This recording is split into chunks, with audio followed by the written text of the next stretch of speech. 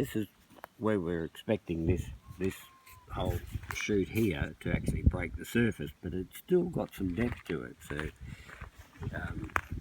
it's still got more tonnage to deliver into our model, because it hasn't just come to the surface and that's it. We've followed it, as you can see, we've come right on across the ground, which is this drilling program here, and we're still finding new additions to it. And these ones are so close to the surface, they're so important to get this gold distribution right up near where you would start mining. So this is a positive result. We didn't expect a 30-gram intersection here at 11 metres, given everything we knew. So that's... Well, it's the reward of doing the detail. Yes. That you discover the things that, and we need to discover them now to build them into all the equations about, you know, whether you mine or not, feasibility. It's been quite an exercise in understanding the different directions that go together to make that sort of ore body. It doesn't resolve itself. If we were looking at 25-metre hole spacing, some deposits that's enough. This one needs the detail, at least to calibrate what is the desired drill density. And to start mining here, there's no good having a vagary about where it breaks the surface, where you start and all that. You've got to have it quite precise.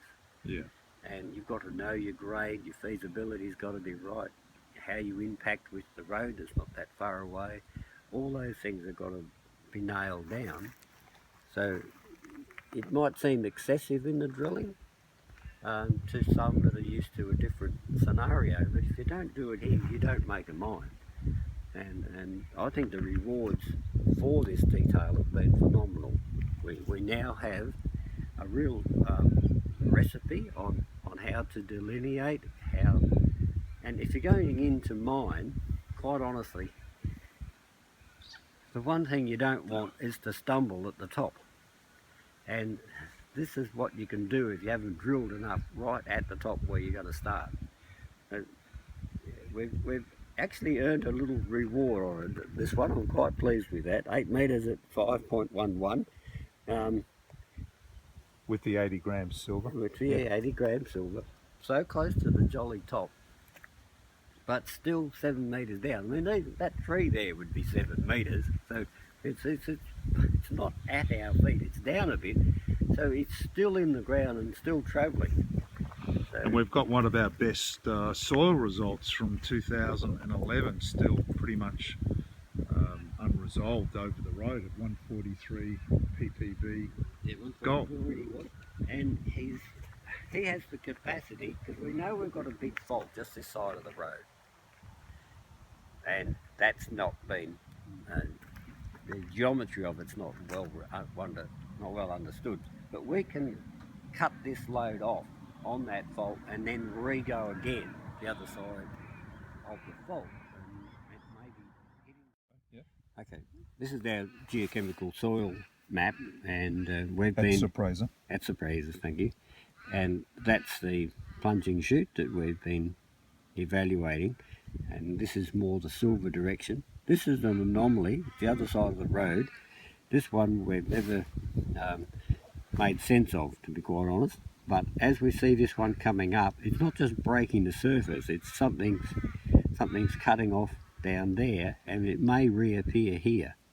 So that's important. We may get another pit if we come out here. So this hasn't been drilled, it's been soil sampled. That soil result, as far as I can remember, is the highest soil result we got on this whole program. So there it sits, and so that was 144 ppb gold. Yeah. In the original, one of the original soil programs that we did. So that sits about west of the known mineralisation in the RC drilling, about 150 metres or so. That's right. To the west. Yeah. So that's a significant area to follow up to see if there's any growth potential in this area. Well, it is, because as we've come up there, it hasn't just given a simple come up strike and hit the air there. It hasn't broken surface clean. No, it hasn't. That's what we were just looking at that hole. Yeah. We're still 7 metres to the top of it, and we're in there. Yeah. So I think we've got a fault and the potential for another line coming in here. Yeah. It's really important to follow up. Yeah. Yeah.